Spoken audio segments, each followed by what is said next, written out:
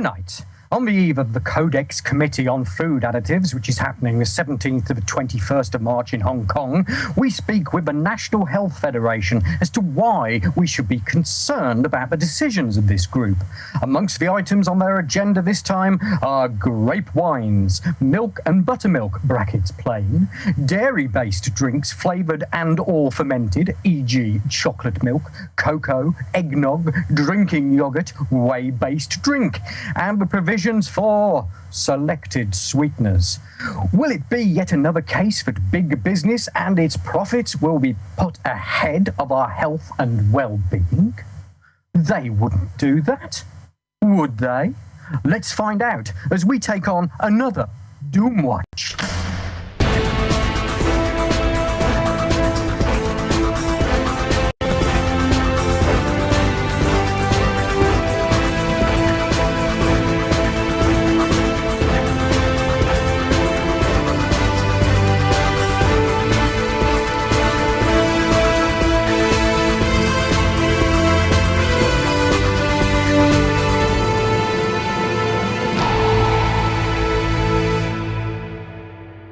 And it is just 1 minute after 6 p.m. here in central Peterborough in the United Kingdom. Welcome along to Doomwatch on peterborough.fm. And my guest this evening will be Scott Tips of the National Health Federation. The website is thenhf.com. That's thenhf.com. This is an international non-profit consumer education health freedom organisation working to protect individuals' rights to choose to consume healthy food, take supplements and use alternative therapies without government restrictions.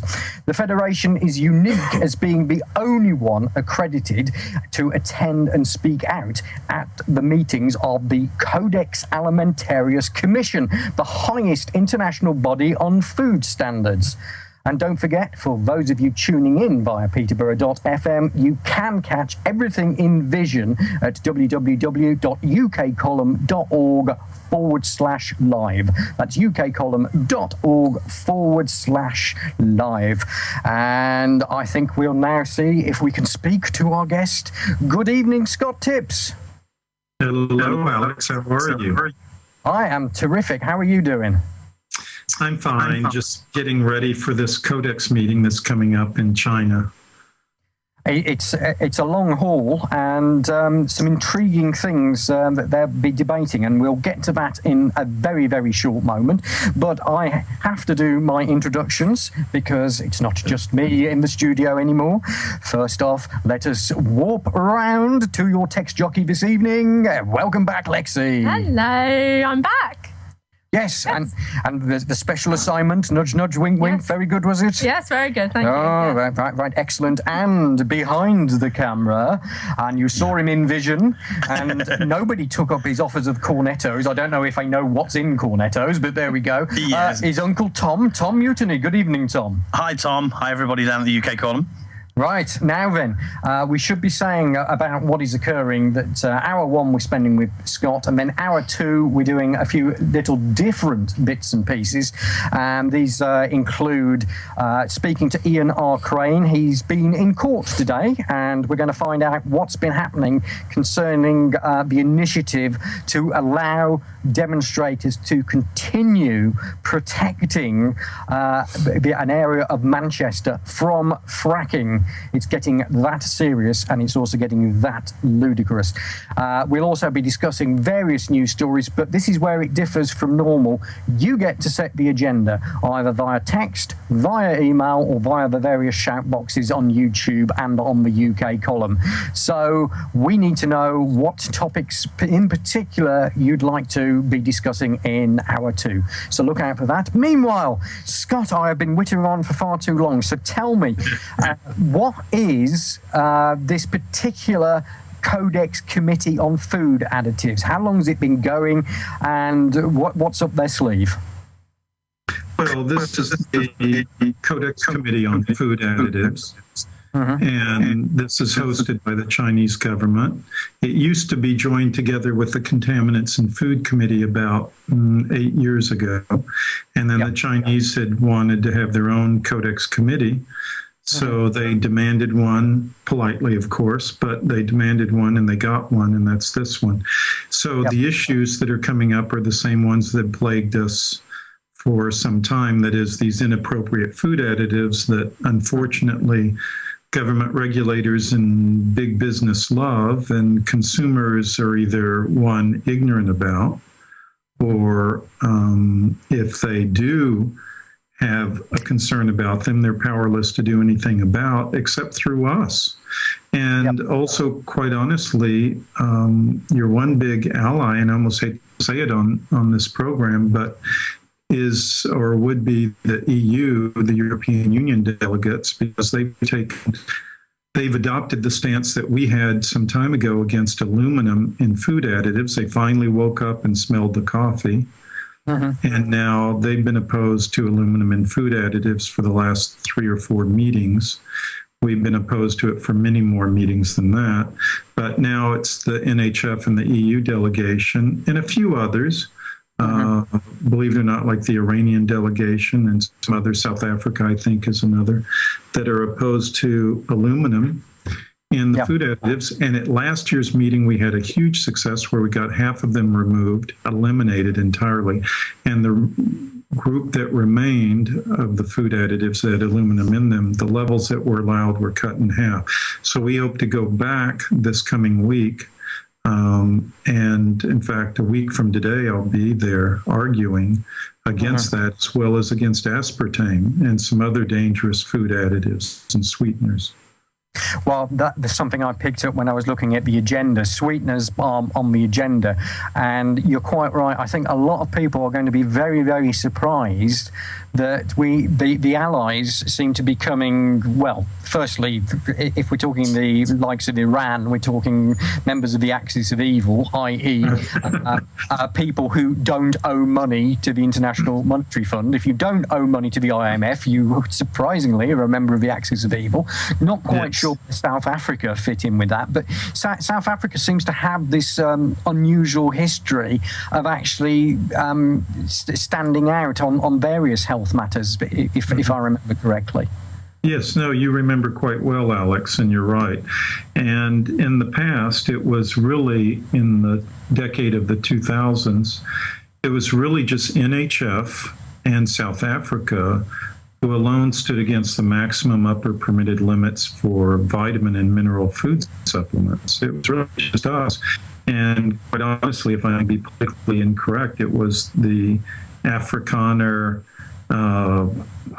heritage of stubbornness on the part of South Africa, because that was the delegation there. They were Afrikaners who were our allies, and they had personal experience with alternative treatments that helped members of their family, and they weren't about to be shaken from this conviction. And so they were, even though they were just as chastised by the chairman of that committee as I was, they stood their ground. This is where it gets intriguing. I mean, sorry to keep harping on about our chops over the European Union, but I mean, are these people actually breaking ranks from the feedback they're getting from their governments? I mean, are they getting pressure at all yet, if they're getting known for actually not following the party line, as it were? Well, I have to say, over the many years, I'm going on my 15th year going to Codex meetings now, and the NHF has been attending for almost 20 years.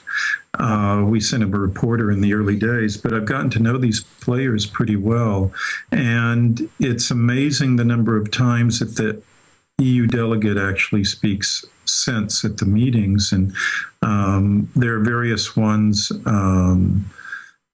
who have stood the ground quite firmly. Jerome Lepintre was one who fought very hard for GMO food labeling over the years. He's now since retired from the Codex meetings, although I do hope to see him at this upcoming meeting because he's based in China now, in Beijing. Eva Zamora is another, and Stéphane Briand, there are a number who have taken very hard and well-fought stances against ractopamine in pork and other, animals, which is a steroid-like drug that the Americans, Canadians, and Mexicans give their pigs in particular, and then they want to shove all that down our throats here with the drug residues. And the EU fought very hard against it. They were actually heroes. And so whether they're breaking ranks or not, I think it's just that a lot of the member states of the EU on these issues are very good. But when you flip the coin over on the issue of nutrient intake, it's almost like this bizarre marriage, because on the nutrient intake level, they are not as well informed. And in fact, the EU delegate at the last Codex meeting I went to argued against allowing in the general principles section of what you could say about nutrient fortification to foods. He was arguing that you can't say adding nutrients to foods will prevent that nutrient deficiency. I said, what? You can't say that's a tautological statement. Adding nutrients to a food will prevent a deficiency of that nutrient in a food. That's like a equals A statement. I mean, it's just obviously true. And so I think in that case, he was following the party line about, well, only drugs can prevent deficiencies. So only drugs can do that. So if you have a deficiency of aspirin, only aspirin can prevent an aspirin deficiency. If you have a deficiency of Vidox, then only, that drug can prevent it. So it's really silly. So I pointed out his silliness in the meeting, but I have to say the rest of the meeting, that delegate gave really good points, even on alcohol fortification with nutrients, where NHF ended up being the only one to say, yeah, you should be allowed to add vitamins and minerals to alcohol. They were all concerned that this would encourage sin, that, alcoholics will then suddenly go to alcohol as their only choice of diet or choice in their diet for nutrient intake, which is, of course, patently false. Alcoholics are going to drink alcohol regardless. So I made the statement, look, Prohibition failed in the U.S. in the 1920s. It was a clear-cut failure. It's a failure here. If they are going to get a large part of their caloric intake from alcohol, then why not allow fortification so that you allow them to get some nutrient intake from some source? And everyone laughed in the room. They were laughing at me. And it's really sad that their level of nutritional information is so abysmally slim that they couldn't appreciate the concept that maybe this would help people and not hurt people. Maybe fewer people would be in hospital to be treated if they had at least some elevation in their nutrient intake. So anyway, but that's what we do at these meetings. We toss these ideas out there, and at first they're laughed at, like the melamine issue, and then they become the orthodoxy. And we've won time after time by just being persistently vocal, talking to the delegates and getting more and more on our side. And in the case of the Iranian delegates, I have to say, the Iranian delegates at the Codex meeting are amongst the most open-minded delegates I've ever encountered. They are sharp. They're open to being talked to about what's good for humans, what would be good human nutrient intake, and they aren't afraid to take that position. Sure. They've actually been quite wonderful. I must apologise if anybody is hearing the loud drilling work from outside the studio. It would appear that a delegation from the village people has appeared outside the window. There we go. Can't win them all. Anyway, Scott, I wanted to draw people's attention to an article on the NHF.com website, which was, it effectively says, will Codex and the drug companies raid the spice rack to steal your eyesight? And I mean, I've just read the first paragraph here. Culinary Indian spices are rising superheroes of the nutritional world. They're commonly available, high-profile healers of the highest order. But if history repeats itself, we can anticipate a raid on powerful molecules found in your spice rack, turning them into drugs available only by prescription or subject to unnecessary regulation. This is one of the reasons the National Health Federation opposes Senator Dick Durbin's Dietary Supplement Act, in this case to protect manufacturers who encapsulate spices in therapeutic formulations designed to heal serious eye disease and more. As Codex Alimentarius has decided to add a new committee to its roster with the Codex Committee on Spices and Culinary Herbs in February 2014, the potential for unnecessary regulatory control has the NHF concerned. Now, I have to admit, Scott, looking at this, I'm suddenly adding stuff to my spice rack that I never did before. Curcumin is one that's mentioned. Roseberry, another one, which I think people will be surprised. But it's not just there to sort of sweeten your meat. This is good stuff to have as a supplement. Yes, no, you're absolutely right, Alex. You know, back in the old days of Europe, people preserved their foods with these kind of spices. It wasn't just preservation with salt.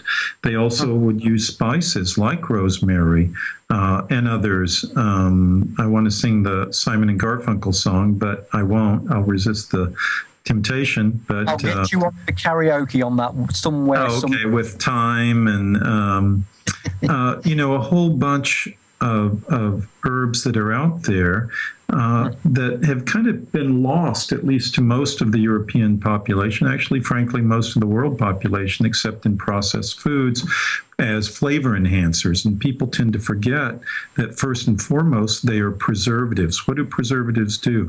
Well, if preservatives preserve food, might they not preserve you as well? And that indeed is what they do. And you mentioned the curcumin as one. Now, the one thing to be careful about with curcumin is that, or curcumin, I never know which way to pronounce it, to be honest with you. And I don't think it really matters. It all works. Yeah, it all works. The fact is that it's kind of a dirty spice in a way. And so there are some manufacturers who now produce 95%, it usually has 95 on the label, curcumin that will has a pure form, so you don't pick up some of this other stuff, but it's still good for you. I mean, witness even the regular spice, because witness India. I mean, the Alzheimer's rate in America, in North America, is astronomical. Yet you go to India and you look at their statistics, and they're quite heavy consumers of turmeric, which has curcumin in it. There's virtually a zero rate of Alzheimer's, even amongst the very elderly. And yet in America, it's occurring frequently, more and more frequently amongst the younger people even, sort of like all the other diseases. So it would be good to take this polyphenol in your diet, along with resveratrol, and frankly, garlic is excellent.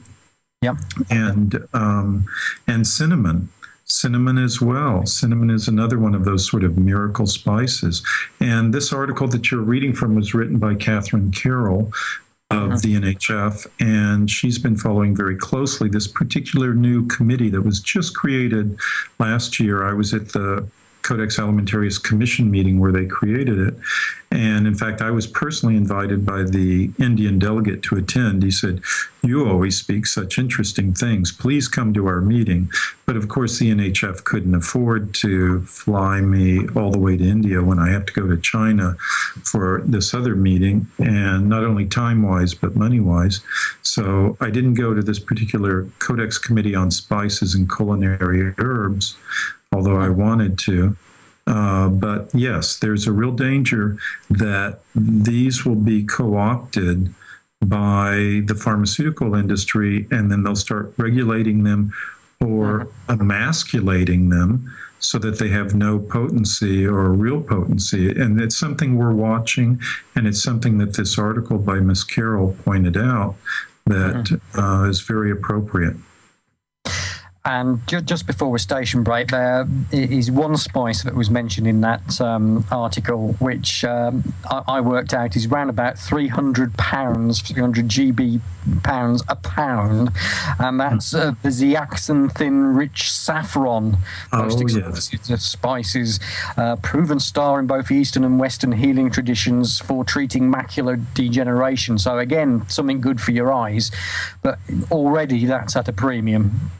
Yes, you're right. That already is expensive. You know, part of the strategy here, Alex, and I'll say this real quickly before your station break, is that, you know, if they can't outlaw something, then why not, in their weird way of thinking, why not price it out of the ordinary consumer's hands so they can't afford it? And then you couple this with subsidized drugs through the national healthcare industry, or disease care industry, and people will just by economic, you know, common sense, but without thinking of it in any other way, turn towards the subsidized drugs that only cost £1 each, and avoid those natural compounds that might cost £30 each, and so a bottle or whatever, and they won't take them. And I see this time after time happening in Europe repeatedly, whether it's France, Finland, or the UK. Crazy stuff. Anyway, station break time. We'll be back after this break. Amazing story on sky.com which says meat and cheese is bad for you as smoking. Oh, really? And also, that hot topic is returning to Doomwatch. Vaccines. Stay with us. Now, if you're looking for an easy way to listen to Peterborough FM on your smartphone, then why not try the TuneIn app? Just go to your app store and download it right now. It's very, very simple to use and it's free. All you do is open up the app, search for Peterborough FM, and away you go. It's that easy. And TuneIn's available for iOS, Android, BlackBerry, and Windows 8 smartphones. So what are you waiting for? Come on, tune in. Use your mobile phone to keep in touch with Peterborough FM. Why not text us on 60777? That's 60777. Begin your message with 337PC. That's 337PC. PC for Peterborough Community. A space, then your comment. Standard network text charges apply. Alternatively, send us an email via studio@peterborough.fm. That's studio@peterborough.fm. One station, many communities. And we're waiting to hear from you. Serving up the beats and making it hot. Friday, 10 o'clock a.m. Playing the music you love. On your computer. On your smartphone. Only on www.peterborough.fm. Get ready for the bounce. Bringing the ladies to their knees. And the best DJ around. Tom Mutiny. Reporting today for a future tomorrow. The watchdog you can trust. This is Doomwatch. And the time is 23 minutes after 6 p.m. here in central Peterborough in the United Kingdom.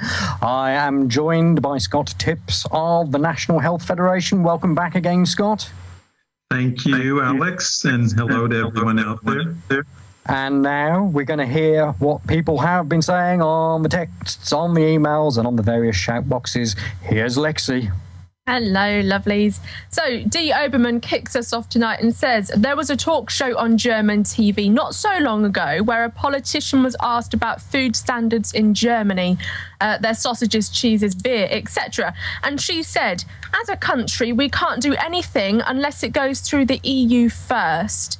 Dee Oberman adds, they have to completely comply with the EU law in every aspect, and if that means turning a good German sausage into a tube of rancid fat, then that's the way they have to do it. No, say how it is. Say how it is. Goodness me. I Am Not David says King Edward spuds were banned in the UK because of the EU. King Edward's potato. Oh, I'm not sure about that, but we'll. I don't know. I don't know. I quite like spuds. Yes. But specifically King Edward's. Yes, I do. And Paul Tootle contributes greatly by saying herbs are good. And that's it. That's all I've got. Well, thank you for that. It's not worth me being here, guys. I think what Lexi is saying is we would like some more comments, please, and questions and queries. That's the sort of things that we've got. Stop talking. Sorry, I've got to say this. Stop talking about your beards and cloning, darlings, and talk about spuds. Yeah, Okay. Scott, I have to ask Scott, beards and cloning, not really on your agenda, is it really? No, the Codex Committee on Beards and Clothing, that meeting, it's been adjourned. I don't think they have that. But I like the way it was presented there. I like the upright right thumb there. So that was a nice touch. So this thing spotted on German television that they're saying food standards you can't do anything without going through the EU, and this was some official saying this. Is there any truth in that, do you think? Well, absolutely. And that's the way things are these days. The gross centralization of the world's politics and everything, whether it's in the United States or whether it's in the European Union. And unfortunately, when you guys and gals signed up on the dotted line for the EU or the European Community, the EEEC originally, you really sold yourselves down the river because you gave up all your power. And so too in the US these days with the United States, when it was founded as a decentralized republic. And the states were actually much more important than the federal government, which was quite weak. And that's the way it should have stayed. Because, think about the logic of it. The logic of it is that you want to be close enough to your member of parliament, your legislator, to look him or her in the eye and give him your viewpoint. And that it's small enough that there's immediate feedback to your concerns. In any democracy or republic, you need to have it this way.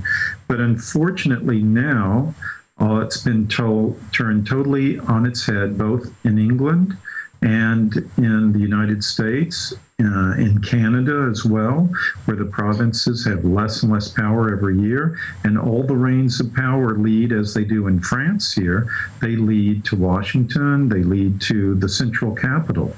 And in this case, you poor guys, all the reins of power are really going to Brussels, and you have to dance to a different drummer now, because you can talk to your member of parliament till your head is I don't know why I'm not centered in this. There we go.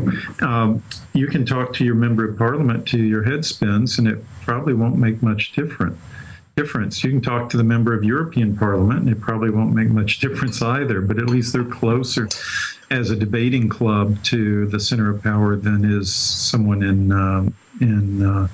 London. So. Yes, this applies all across the board. And I see this at Codex because the EU delegates, not the individual member states, Ireland or the UK, they are the important ones. I think you've hit the nail on the head. The only vote we've ever had on anything to do with Europe, I think, was back in 1973, and we were voting whether we were going into or staying out of a common market. And I remember this as a 9-year-old, absolutely clearly, that was what it was all about. And even then, as a 9-year-old, I was going, whoa, this is not a good idea. And I remember actually going around with my parents, shoving leaflets through doors saying, don't do this, it's bad. times. And certainly Ted Heath, who was the Prime Minister at the time, I believe there are still actions trying to get on the on the books and into the courts here in the UK, where Ted Heath and his entire cabinet are trying to be prosecuted for treason. So it's an intriguing thing as to how that is being blocked from occurring. Right. Well, Alex, if I may say here, British foreign policy for the last 300 years, 350 years at least, has been predicated upon the basis that you don't allow any major dominant power on the continent to take control, whether that was Napoleonic France, revolutionary France, whether that was the King of France, whether that was Prussian Germany. You just don't allow it. I mean, at least the British Crown was opposed to it, and that's what accounts for a lot of its actions throughout the years. And in 1973, and I remember that time too, I won't tell you my age at the time. Fine. I was actually 85, but anyway, the thinking was, and I of course was not in their heads, but if you read it through sort of the filters of history, then you'll see that they were trying to keep any one country, either France or Germany, from being the predominant continental power by joining in and lending itself, the UK that is, as a counterweight. So this has been, this is the reason that Britain got into the First World War 100 years ago, which was an utter disaster that they should have stayed out. And it would have been over with in about 4 months instead of 4 millions dead. And this is why Britain, got into the Second World War as well. So it's just a shame. But it's time for the UK to get out. They really, and I always had this thing, if they were going to join with anyone, now I'm a big fan of decentralization, but if they were going to join with anyone, why not across the Atlantic and have a union of Ireland, UK, Canada, and the US? I mean, that's really where you have similar viewpoints and similar histories and similar, well, the Irish might not go along with this idea, but you have at least a similar political, socio-political commonality there, whereas you absolutely don't with the French or the Germans or the Italians or the Venetians or the Martians or the whatever. Certainly, we've a couple of articles for our second hour on the concept of the EU referendum and the fact that two of our leading politicians are going to basically have a session of handbags between the two of them on BBC Two Live. So we'll be covering that in the second hour. But let's get back to matters in hand with food. And I'm immediately this week, when I saw this article on Sky.com, immediately thought of the fact that you were coming to join us, and it was meat and cheese as bad for you as smoking. A high protein diet during middle age I'll underline that, to join us, and it was meat and cheese as bad for you as smoking. A high protein diet during middle age could make you almost twice as likely to die early and 4 times more likely to die of cancer, a study has suggested. Researchers from the University of Southern Carolina found those between the age of 50 and 65 who ate large amounts of protein were 74% more likely to die of any cause within the study period. They also found those with a diet rich in animal proteins were 4 times more likely to die of cancer than someone with a low protein diet, a mortality risk factor comparable to smoking, and several times more likely to die of diabetes. But the study, which tracked 6,318 adults over the age of 50 for almost 20 years, goes on to suggest a moderate protein intake could be good for those over the age of 65. Those behind the research, published in the journal Cell Metabolism, said protein controls the growth hormone IGF-I, which has been linked to cancer. It's all has-beens, might, ought to, could be, don't know, different for different groups. But I suppose the bottom line for this, Scott, is everything in moderation. Well, yes, everything in moderation. Two immediate thoughts about this news item. One is there's meat and then there's meat. There's cheese and then there's cheese. Processed meats like salamis are much more harmful for you than, say, eating turkey. So to just lump those two in the same category along with every other source of meat or protein is really a bad way of going about scientifically to talk about these things. So you really have to think about what meats are you eating and what cheeses are you eating. Some cheeses are actually not so bad for you. Now, if you have cancer, one of the first things that any nutritionally knowledgeable doctor or healthcare practitioner will say is get off all dairy products. If you have cancer, you don't want to be on dairy products because there's a growth factor in milk and cheeses that lends itself to growing cancers. So you immediately cut that out of your diet. The only possible exception would be organic butter and with meat. But see, one of the things, and I still agree with the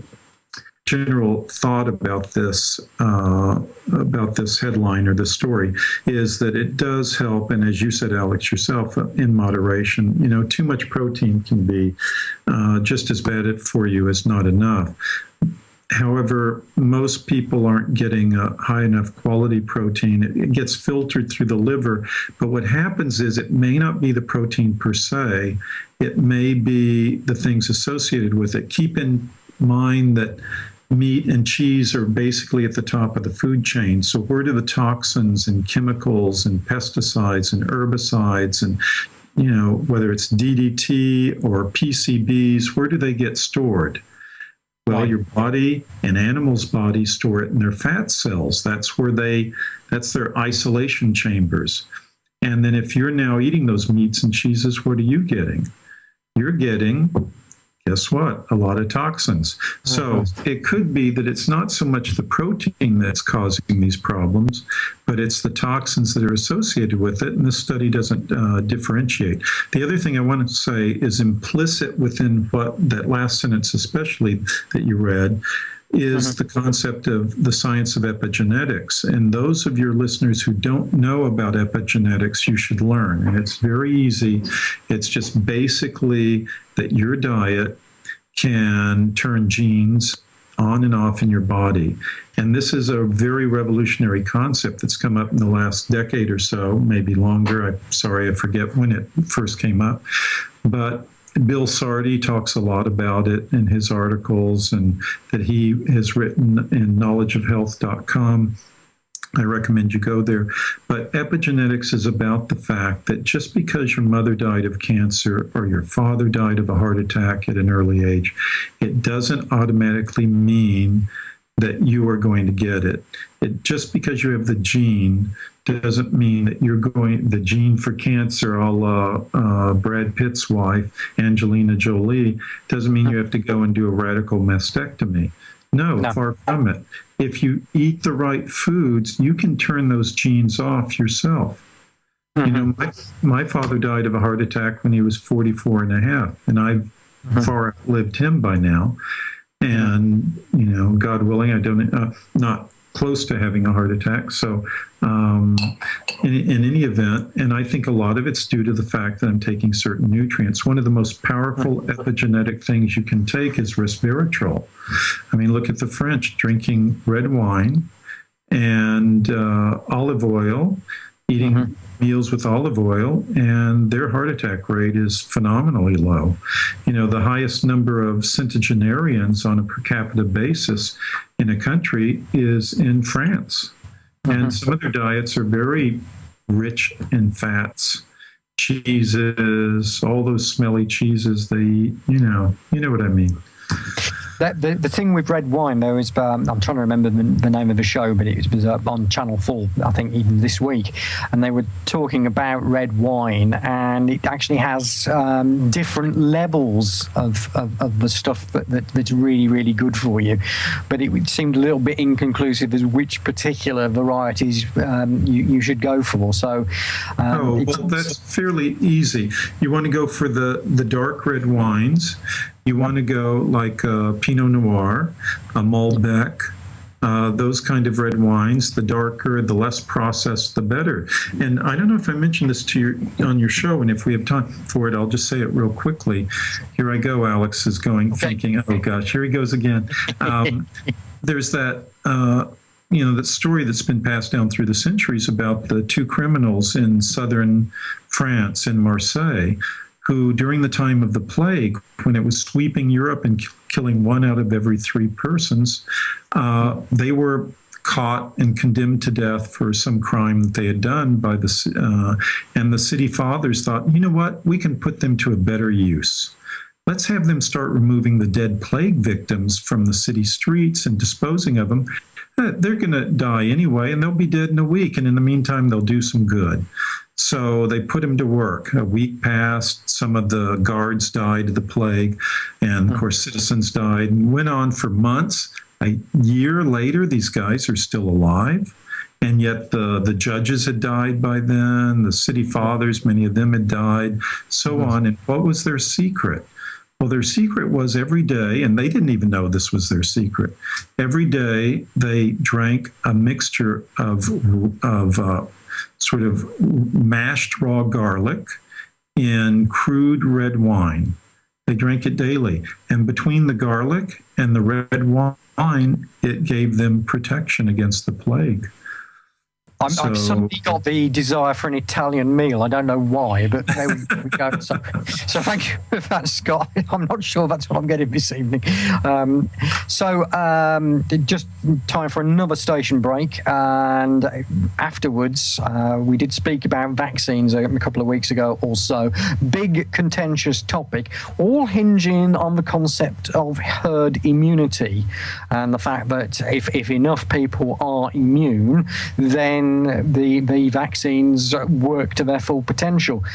But we have to ask, and this is an article on the nhf.com, is that a myth or is that reality? Stay with us. We'll be back very, very shortly. Have you ever wanted to be a radio presenter with your own show? If the answer is yes, then why not join us here at Peterborough FM? Our training is fun, it's informative, and it's free. We'll teach you what you need to know to produce your own show, edit audio, and even create your own jingles and promos, just like this one. So why not give the station a call on 01733 564 163 and speak to a member of the station management. Alternatively, send us an email to radio@peterborough.fm for more information. And who knows, you could be joining the Peterborough FM radio team. Peterborough FM, one station, many communities. Use your mobile phone to keep in touch with Peterborough FM. Why not text us on 60777? That's 60777. Begin your message with 337PC. That's 337PC. PC for Peterborough Community. A space, then your comment. Standard network text charges apply. Alternatively, send us an email via studio@peterborough.fm. That's studio@peterborough.fm. One station, many communities. And we're waiting to hear from you. Right, lads, big match today. Time to warm up. Oi, where are you going? Trev, shut that door. Wixie, turn the thermostat up to 21. There are lots of ways to warm up this winter, like keeping your heating between 18 and 21 degrees and closing doors and curtains. Find out more at direct.gov.uk/keep warm, keep well. Doomwatch. Fridays, 6 until 8 p.m. on Peterborough.fm and UK Column Live. And there you go. It's 17 minutes to 7 p.m. I'm here with my guest from the National Health Federation, representing us all on the Codex Alimentarius various commissions. Scott Tibbs, welcome back, Scott. Thank you, Alex. Right, now it's time to hear what you've been saying. It's over to Lexi. Hello. Yes, Paul Tuttle says good meat is good meat. Antibiotic fed, wrongly fed, factory forced raised meat will be bad for you. The same goes for cheese made with antibiotic fed milk cows. UK Kev, fish will be bad for us eventually. Just you wait. George Taylor, I eat loads of pickled onions. We're all happy for you, darling. Rob James, what is okay to eat nowadays? Everything's been messed with. And I wonder what the CEO of Monsanto has for dinner. Oh, we ought to have him on that Channel 4 show where they invite people around and they all make meals for each other. That would be quite fun. Get the guy from Monsanto and see what he does and does not eat. I think that would make very intriguing viewing. Anyway, Scott, I wanted to spend some time on the article on the NHF.com, herd immunity, myth or reality. When we spoke about it a couple of weeks ago, I was struggling to remember the name of a guy who spoke at one of the Alternative View conferences. His name is Trevor Gunn. And this is his book, Vaccines. This book could remove the fear of childhood illness. It's well worth a read for anyone who is a little bit bemused about what is going on with vaccines and what the truth or reality is of it. And in particular, and Scott, this was the thing that caught my eye. When we mentioned this a few weeks ago, what people were concerned about was the whole concept of herd mentality. As far as they were concerned, it wasn't the fact as to whether herd immunity. Yeah.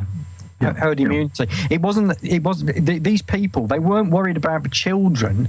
They were worried about themselves and catching things off children who weren't immunized.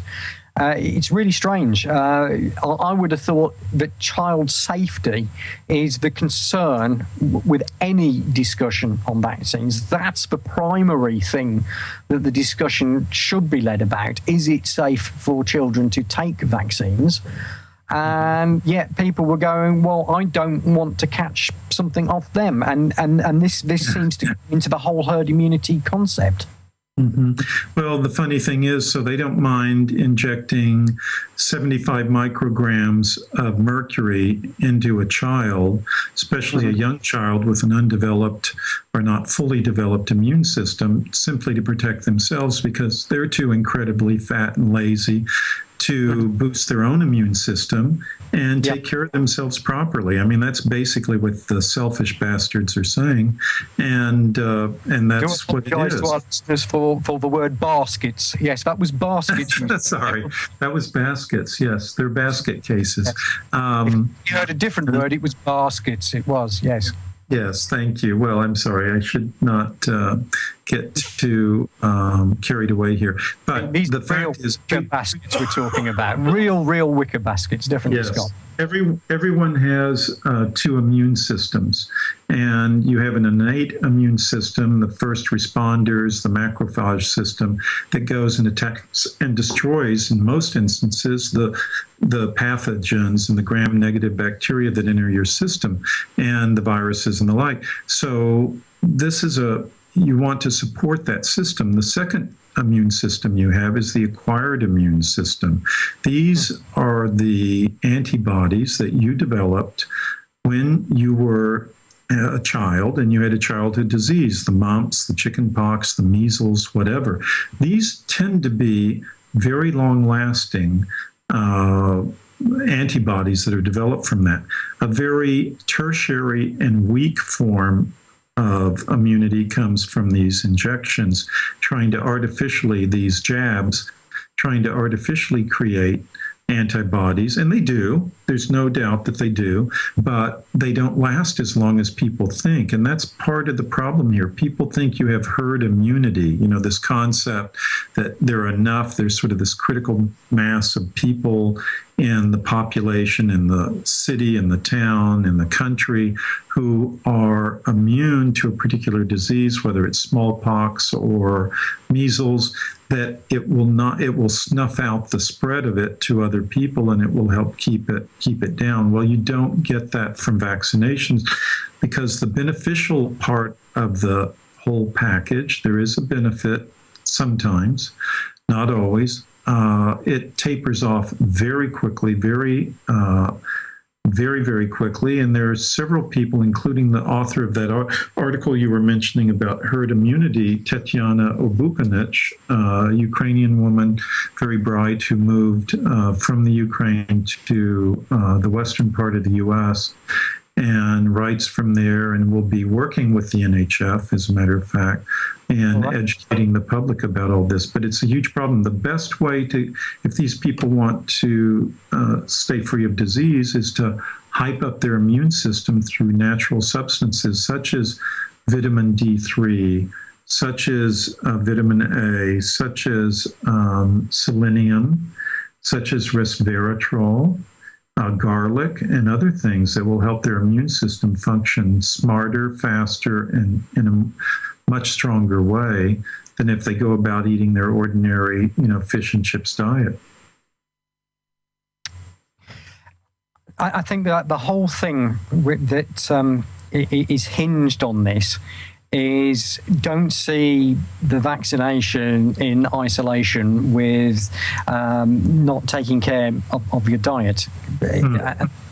I mean, that's the basic line, isn't it? Because the intrigue on this is Trevor Gunn, whose book I've just shown. That's what his belief is, that it's a more whole life thing, more holistic, that you actually don't consider all these elements individually per se, but you actually have to sort of consider it sort of en masse. Like, for instance, if you're taking mercury in whatever form, there are things you can take to alleviate the effects of mercury. That's true. I mean, just eating basically cilantro will help remove it from your system. There's EDTA suppositories that are available that you use that also help chelate it out of your system, as do regular intravenous chelation therapy to get it out of your system. But why even put it into your system in the first place? It's going to cause harm before you can get it out of there. It's going to cause central nervous system damage, and damage the nervous system, as well as harming your kidneys and your liver and the rest of your body. So why on earth would anyone in their right minds inject mercury into a body? Well, they do it ostensibly because it provokes an immune response there. All your cells rush to the defense, and then antibodies are, boom, created.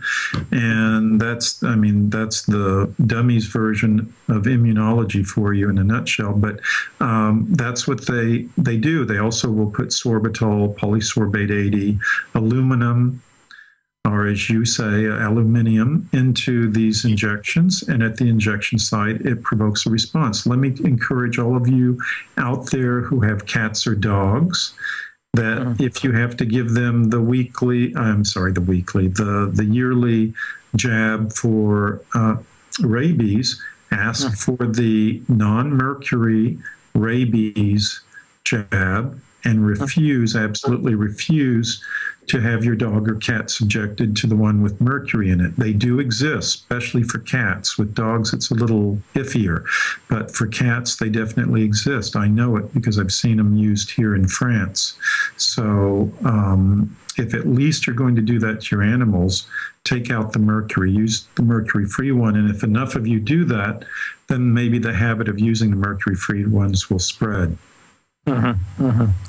Well, the article is called Herd Immunity, Myth or Reality. As I say, you can find that on the National Health Federation website at www.thenhf.com. Got about 5 minutes left, Scott. Where does that hour go? I simply don't know. This is going to upset people who like their Chinese takeaways, because this is from greenmedinfo.com, which on a previous program Scott put me onto to say, go and look at what they're doing. They're the cutting edge on the information. This basically says that monosodium glutamate, or MSG for short, proven highly toxic. One dose causes headache in healthy subjects.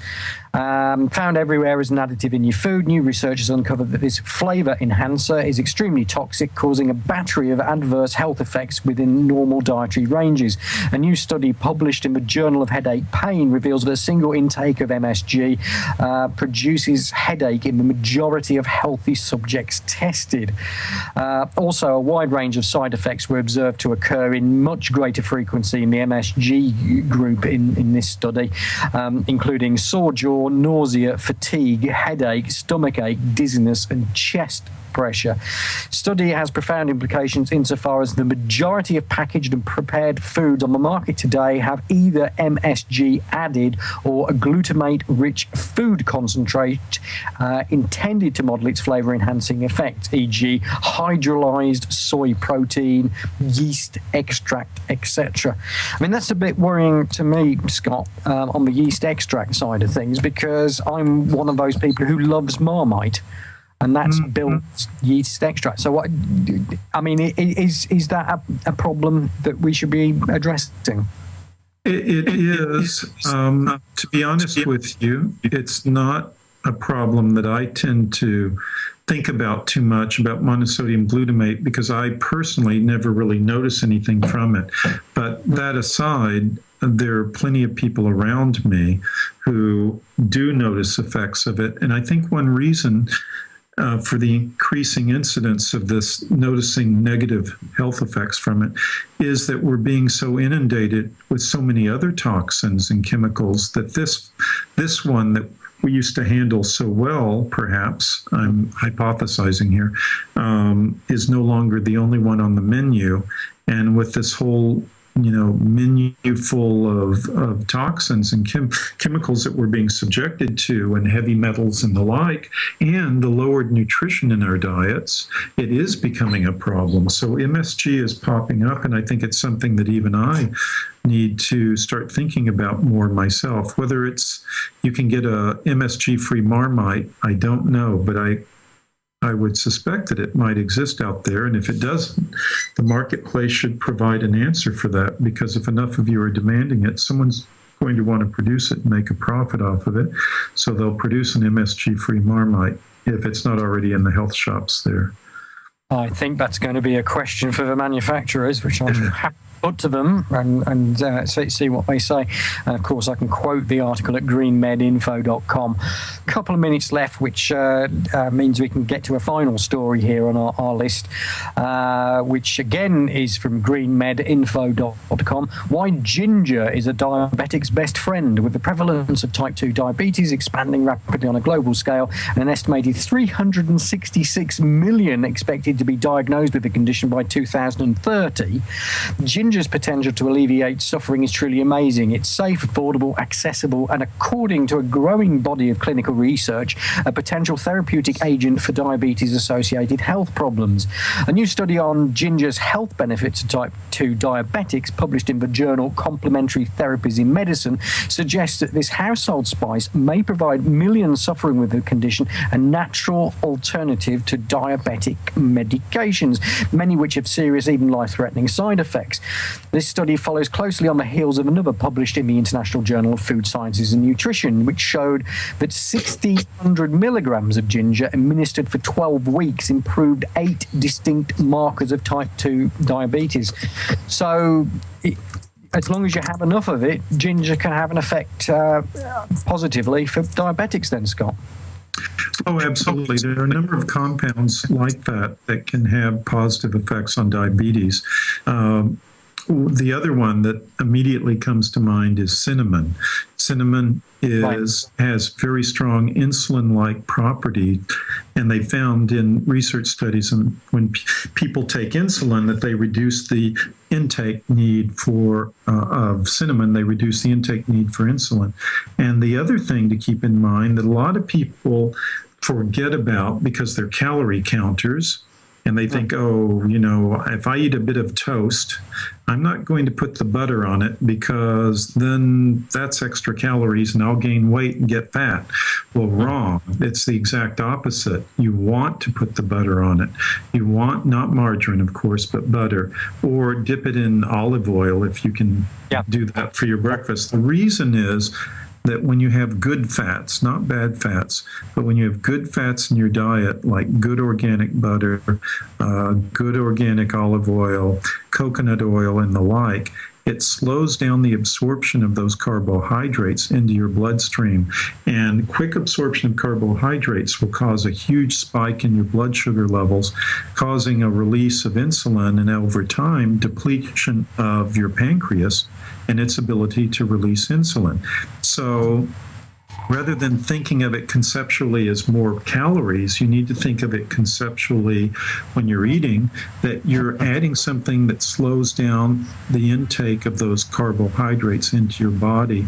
And believe it or not, by adding those few more calories, you'll actually lose weight, not gain weight. That's terrific, Scott. Time has beaten us again. Stay with us here on Peterborough FM for more Doomwatch. Thanks a lot, Scott. Thank you, Alex.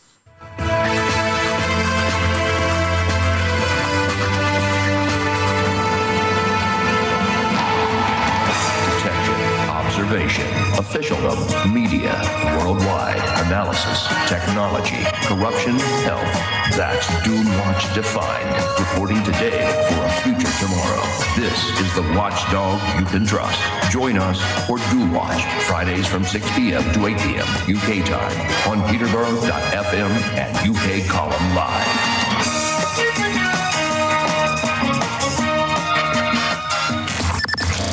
Lock it on to the best station on the net.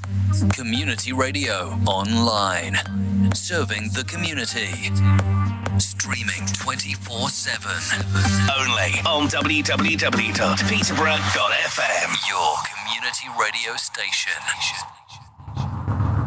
If you fall asleep at the wheel, you'll put your life in danger, and the lives of others as well. Before you feel tired, pull off the road into a services or other safe area. Drink some strong coffee and take a quick nap while the caffeine kicks in. If you're having a nap, you've left your lights on, sir. All right, cheers. Think. Don't drive tired.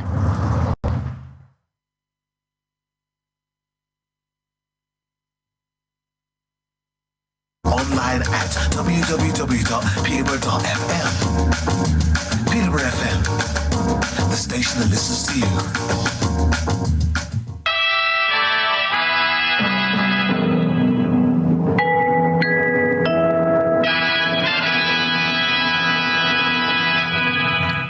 And now it's time for you to dictate the agenda on this hour of Doomwatch. Ian R. Crane will hopefully be joining us to tell us the news as to what happened in court today, as people put their livelihoods on the line to maintain the right to protest against fracking at Barton Moss near Manchester. You'll no doubt have opinions on that to tell us all about. But what are the issues most important to you tonight? The UK's referendum on membership of the European Union, perhaps? Your NHS data having been uploaded to Google servers, maybe? The possibility that you are being spied on by your smart TV? The UK's National Crime Agency using secret police powers? Rich MPs wanting to gag the press?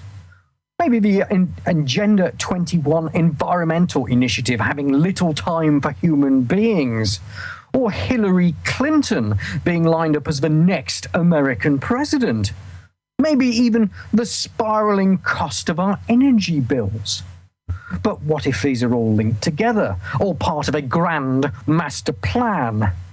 They wouldn't do that, would they? Let's find out as we take on another Doomwatch.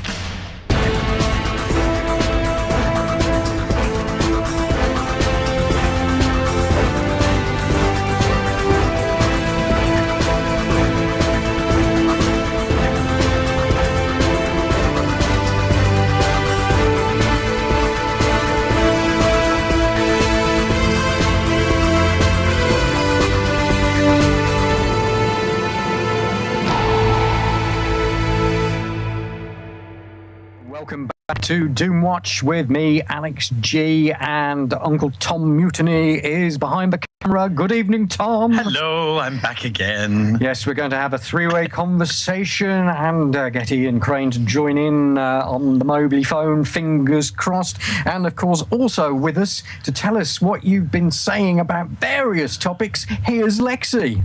Hello, darlings. Yes. Back onto the food. UK Kev says tuna is now more expensive, yet it's irradiated. Paul Too Tall, don't buy Pacific caught fish. Ken50, red wine, thanks for the reminder, where's my glass?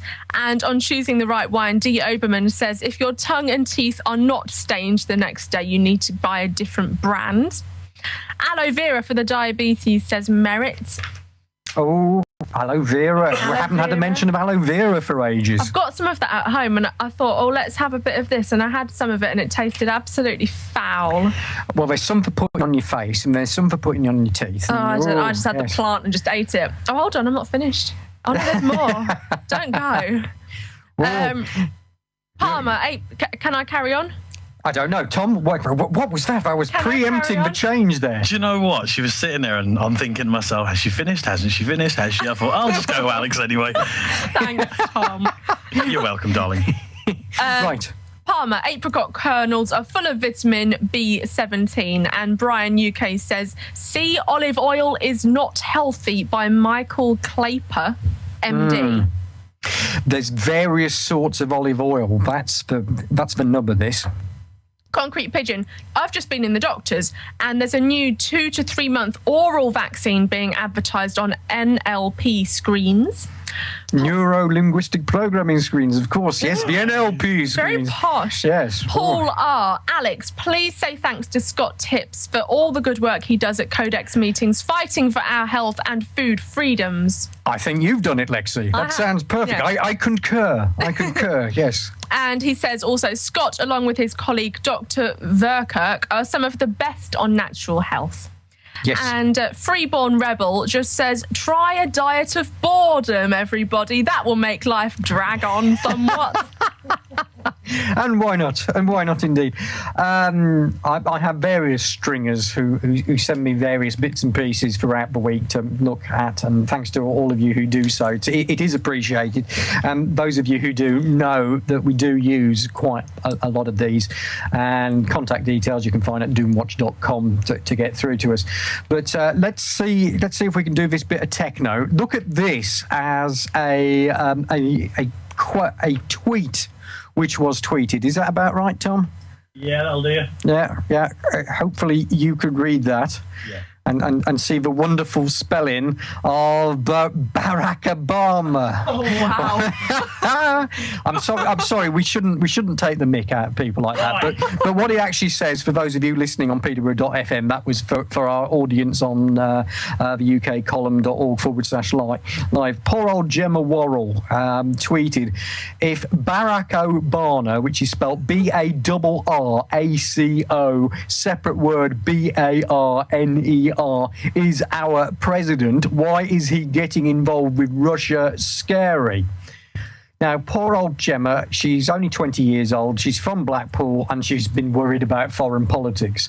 She tweeted about Obama being our president and misspelling his name, so she obviously thinks he's already president of the United Kingdom as well. Her message was retweeted more than 6,000 times around the world. She was sent bullying messages calling her stupid cow an oxygen thief. And today, Miss Worrell said her parents were fuming and embarrassed. And she added, I have an English GCSE, but maybe I should stay out of politics. Poor lass. And there's even a picture. There's the poor lass. Oh, but she looks nice. Yes. I mean, not everyone can be good at. Yeah, it's kind of funny, isn't it? Because there is a quote there, isn't there, Alex? What, you want the ones below it? Yeah, please. Barack Obama, exclamation mark, exclamation mark, exclamation mark. My stomach can't take no more. Look, I think that probably says it. Oh, dear. Is there also the case? At least she tried. Is it one of them statements that sort of like, why is it always the fit ones are always a bit thick?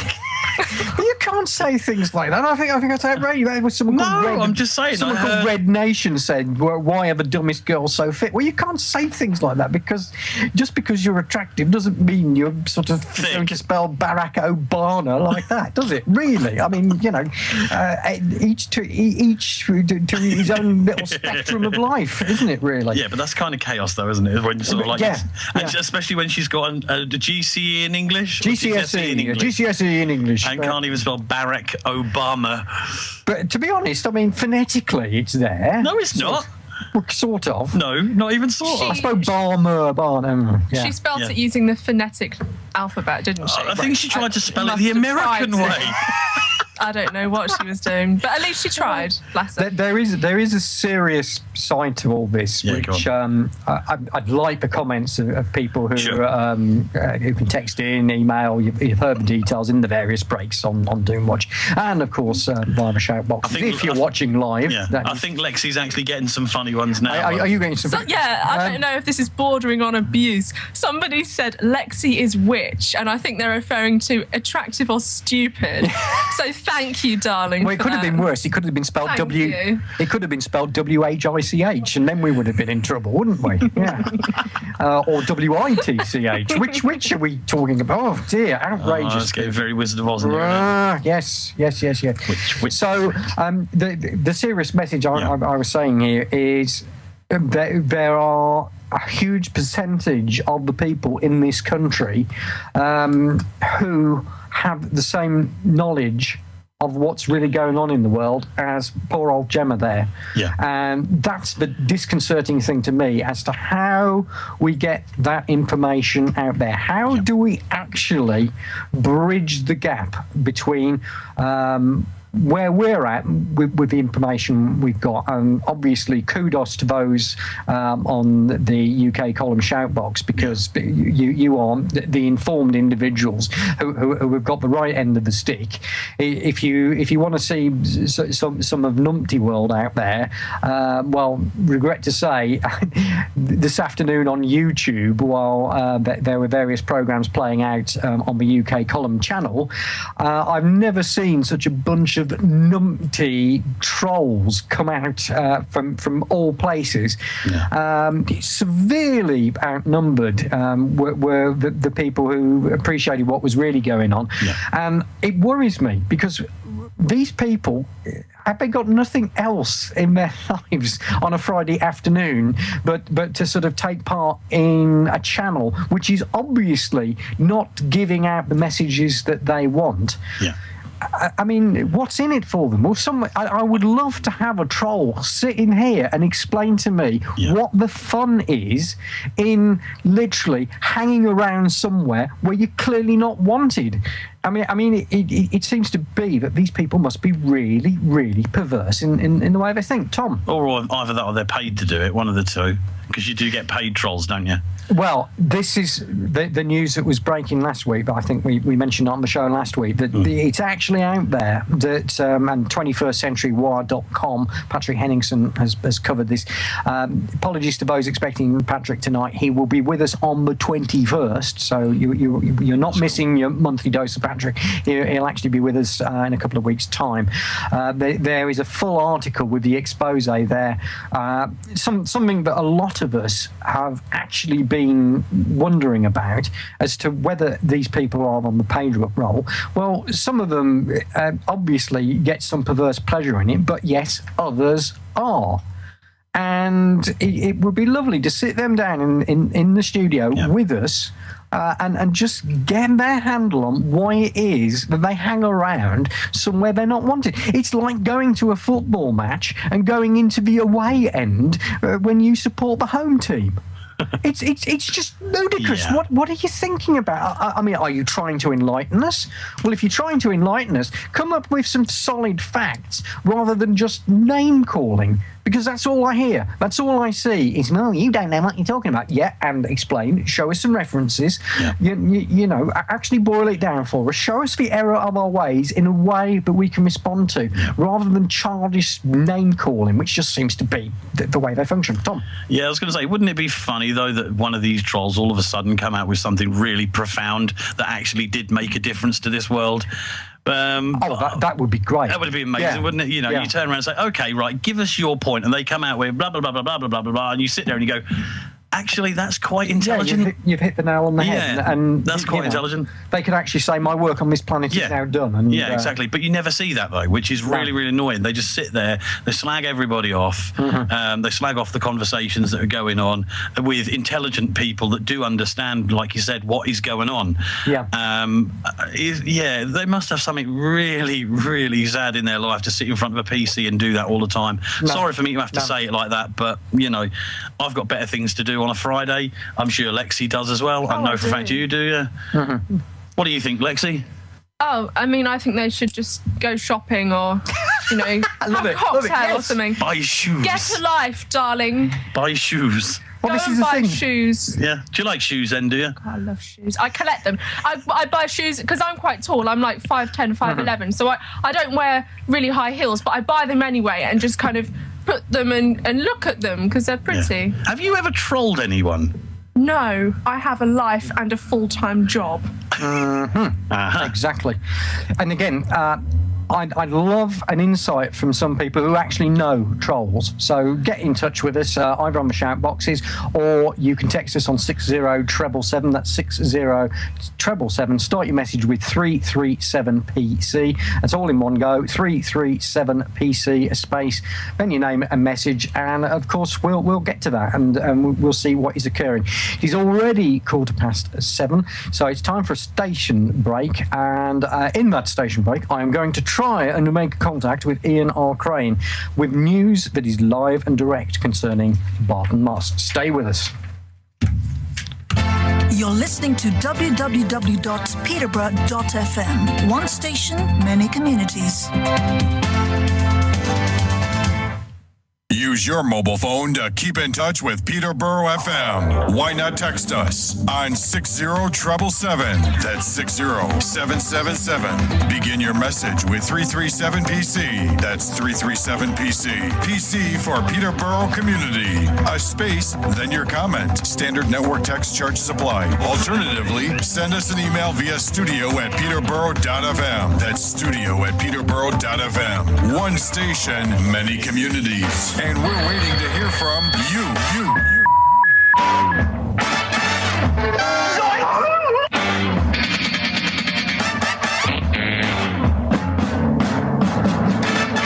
Danger, Will Robinson, danger. Don't make me angry. You wouldn't like me when I'm angry. Perhaps you should deactivate your emotion chip for now. I'm sorry, Dave. I'm afraid I can't do that. Sure. Do you want to know a secret? Stay tuned to this frequency. Cult TV on your radio. Tuesdays, 6 p.m. Peterborough.fm. Extraordinary fictional television, previewed and reviewed. That's the trailer right there.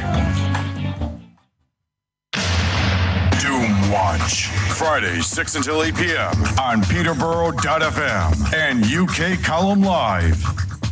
And it is 16 minutes after 7 p.m. We'll go to Lexi in a moment, but let's see if technology is willing. Can you hear me, Ian R. Crane? Hey, Alex, I can indeed. Oh, that is fantastic. Right, well, we're just going to catch up with some of the comments which we've had on the various shout boxes and the texts. Just hang on in with us. We might want a comment from you on one or two of these. Yeah, okay. Starting off, slightly irrelevant, but I have to read it out. Paul R. says, AlexG is unassumingly alluring, according to my mum. Okay, right. Well, okay. I've got the female vote, but the higher end, yes, lovely, excellent. And apart from that, I don't really have anything else because we're all getting a bit too... Was there something about the trolls are being turned on there? The trolls are being turned on, yeah. Yes, how do you like it, trolls? The tables have been turned. So, yeah, get talking. Give me something to do. Yeah, questions. We've given you loads to talk about at the top of the show, so let's hear where we're going.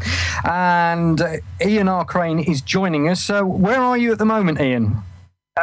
Believe it or not, I'm actually just off the A57, just had a puncture, so... oh, blimey. Yeah, but I'm sitting safely in the car, so no problems.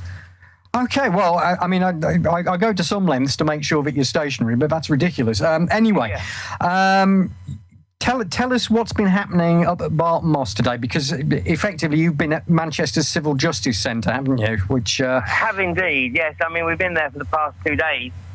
This is after having had the camp here since the back end of October, where we have obviously caused IGAS significant delays due to disrupting their operation. Yeah. And the purpose of that, of course, is to raise awareness and to encourage people to look at the dangers of hydraulic fracturing. And in fact, interestingly, the Manchester Evening News ran a double-page spread yesterday to coincide with the end of the first day of the hearing. Yeah. And the headline was 73% against fracking in Manchester.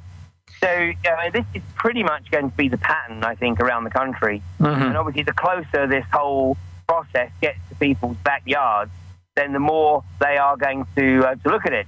Yeah. So having disrupted IGAS, the well site at Barton Moss is about 3/4 mile or so up a road that's called Barton Moss Road, but it is actually a footpath. It is designated by the court as a footpath, right, with vehicular access granted to those who have residences and businesses along the way. But it means that all the arrests that took place, where people were allegedly arrested for obstructing the highway, which is a contrived offence, and all those offences no longer stand because it's not a highway, it's a footpath. And that's been decided by the court, end of story, yeah? That was decided by the court, end of story. So consequently, that presented IGAS and Peel, their landlords, with a bit of a dilemma, because what it meant was that the protection community here effectively said, well, it's a footpath, you can't drive trucks up it. So they had to do a bit of fancy footwork and try and find a way to effectively facilitate IGAS's operation here. So obviously IGAS leaned on the landowners, Peel Holdings, to initiate eviction proceedings to evict the camp. And initially, they tried to sort of fast-track it, and they wanted Peel Holdings are a very, very powerful organisation. In fact, I would encourage your listeners, if they got a sort of spare couple of days, to sort of go look at Peel Holdings and the way in which Peel Holdings effectively have a very, very tight grip on the northwest of England. And that's P-E-E-L, is it? Bullying people. Is that P-E-E-L Holdings? Yeah, P-E-E-L, Peel Holdings. Right. It's a private company. 75% of the company is owned by an individual by the name of John Whittaker, who resides in the Isle of Man for fairly obvious tax reasons. And he flies in on his helicopter most days of the week into the Barton Moss heliport right next to the camp. I don't think Peel Holdings really wanted to get involved, but of course, IGAS leased the land, the well site, from Peel, and the camp, according to IGAS, was on Peel land, and so IGAS leaned on Peel to get an eviction order. Right. But something was, really not quite right, because in the court, for the past, all day yesterday, the legal team representing Peel Holdings were effectively avoiding the question as to actually who really holds the sway on the verge where the protection community are camped. Because although there's no dispute that Peel owned the land, the issue is that Peel leased the field adjacent to the verge to a private farmer. Right. So the issue is, who actually has jurisdiction over that verge? Is it Peel Holdings or is it the farmer? And the Peel legal team effectively spent a day and almost a half trying to sort of convince the judge that they held sway over the verge. But personally, I don't think they did. And I think that actually the evidence for me is that the farmer effectively holds the lease over the verge, and so it's only the farmer that can initiate eviction proceedings. Right. So Peel Holdings may have actually spent about £100,000, give or take, actually deliberately trying to conceal the real lease agreement between themselves and the farmer, in view of that they knew the farmer wasn't going to try and evict the camp, so they thought they could blag and bluster and browbeat their way through. But I think the judge is a very, very smart cookie, otherwise he wouldn't be a judge. Mm-hmm. And I think he's seen through their bluster, and I'm looking forward to his ruling on Monday. So basically, it's sort of like a to be continued card, and he's gone away for the weekend to cogitate on what his decision will be. Absolutely, and I mean, obviously, if he does, for whatever reason, evict, then we will immediately launch an appeal, because I don't think it's been proven, and neither does our legal team. We don't think it's been proven beyond any reasonable doubt that Peel actually have jurisdiction over this plot of land. And I've no doubt that if he rules in our favour, that Peel will appeal. Right. So it is definitely sort of something that is going to be ongoing for a while. And what I'm noticing, and I think a lot more people are noticing, is the head is popping above the water now in terms of it getting into the mainstream a little bit more. And the thing that is almost funny, I say almost funny because obviously the bottom line is not funny as to how our entire ecosystem is being threatened by this madness. There's me sitting on the fence again, Ian, but there we go. The Now Show on Wednesday, and I've got to thank Tom for the One Show. The Now Show is on Radio 4 and is a comedy. It's the One Show I'm talking about, Wednesday, BBC One, between 7 p.m. and 8 p.m. Part of their show was an outside film they put together up there at Barton Moss in Manchester, where they effectively got 8 local people who, before it, there were 6 undecided and 2 in favour of fracking. Took these 8 people to meet Francis Egan, who I think you will know, Ian, is the CEO of Quadrilla, and also Helen Rimmer of Friends of the Earth, who I have to say was the most ineffective, useless person to put up as the counter argument for fracking. She made it all about climate change and energy security. You know as well as I do, Alex, unfortunately, I mean, Helen Rimmer is Friends of the Earth, and I mean, obviously she's very passionate about what she believes in, but, unfortunately, there are people who want to tag on other issues to the core issue, which is fracking. Yeah. But it's very unfortunate and very sad, because, this is an issue that cuts right across the social and the political spectrum. Oh, yeah. And very, very inappropriate for people to tag on their own pet issues onto something that absolutely stands alone in its sort of abominable, what's the word I'm looking for? The way it comes across. And it was absolutely classic to see this, because she was talking to these 8 people, and the moment she mentioned climate change, you could see that the majority of those 8 people switched off. Effectively, the game is up. People know that climate change has been happening for centuries. They know all about the medieval ice, medieval warming period, the Victorian Ice Age. They know all about this, and the fact that we are going back 150, 160 years and as our benchmark for discussing the climate is madness. And you even had one of the guys saying that I'm no climate change denier, but, and I thought, well, as soon as you've said that, you obviously are basically saying I'm not going to be convinced by any arguments if you're going to involve climate change as the main reason why we shouldn't do this.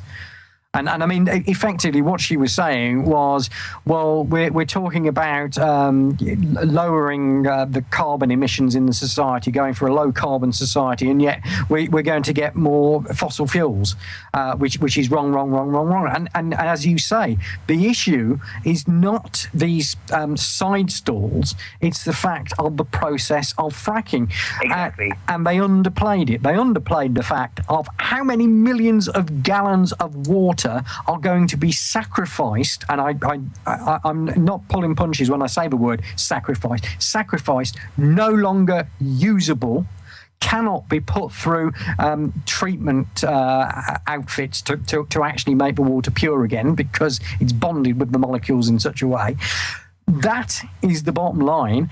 And the thing is, it's what I say about these situations, you've got to take a deep breath and step back and go, okay, what fits as the overall objective in doing this? And as far as I can see, Ian, the overall objective in this is to make water a valuable commodity which people are going to have to pay big bucks in the future at some point to get pure water again.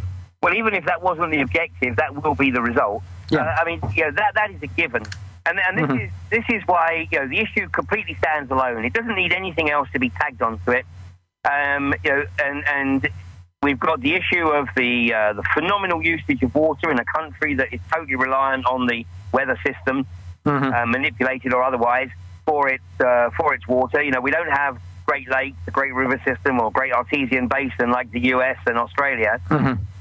We're totally reliant on the natural cycle of weather, and of course, even then, we know it goes from abundance, which arguably we're in right now, to drought, which we were in 2 years ago. And in a couple of years' time, we may be back in drought, and then in 4 years' time, we may be back in abundance. But as you rightly say, when you are sucking hundreds of millions of gallons of water out of the system, for it never to be able to return to the system, you are indeed sort of creating a potential nightmare scenario where we are reliant even more than we are right now on the corporations for the fundamental of life. And again, I want people to actually sort of comment on this. Is this where we're going to end up? Is this the people in the shadows who we keep on talking about? And I'm not talking about Hank Marvin for anyone who is just fancying a little jest there. Is this what they're actually talking about and what their objective is? Again, follow the money. Good news on this show, though, Ian, because after Tom told me about it, I went and sought it out. One man was worried about his property prices, and he was trying to sell his property locally, and he was worried what the effect of fracking would be on the property price. Guess what? There was no answer within the little presentation that they did to that particular question. They did mention the earthquakes, and he wanted to know, are we going to get more earthquakes and earth tremors like we've had in the northwest area? Yeah, in the Blackpool area. And again, nothing mentioned on that. No. But the great thing about it, after all this, they set a poll where people could text in, email, whatever. And the poll said, effectively, if you are bribed with some money for your local community, are you going to be happy for fracking to take place in your area?